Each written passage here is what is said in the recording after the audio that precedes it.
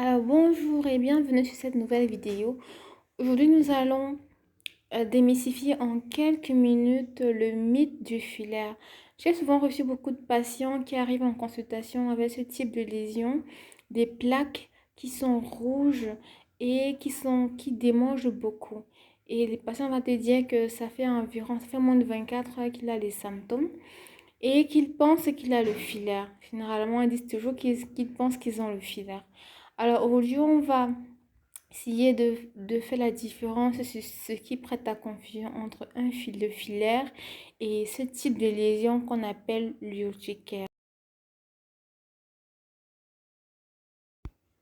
Alors, sur le plan sémantique, un filaire, c'est ce type de verre rond que vous voyez sur la photo qui est plus souvent retrouvé dans des os et qui a une certaine affinité pour le système lymphatique chez l'homme.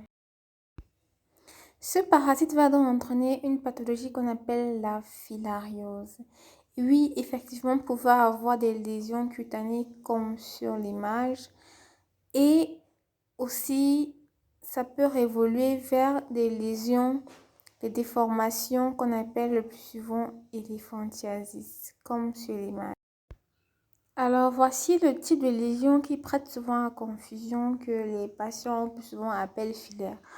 En fait, c'est une affection cutanée qui se caractérise par l'apparition de plaques rouges, comme vous voyez sur l'image, qui démangent beaucoup et qui apparaissent souvent dans les 24 heures.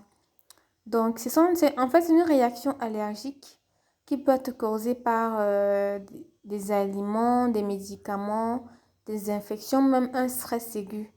Donc, elle n'a aucun lien avec le parasite qu'on appelle le filaire, le plus souvent que les patients appellent filaire.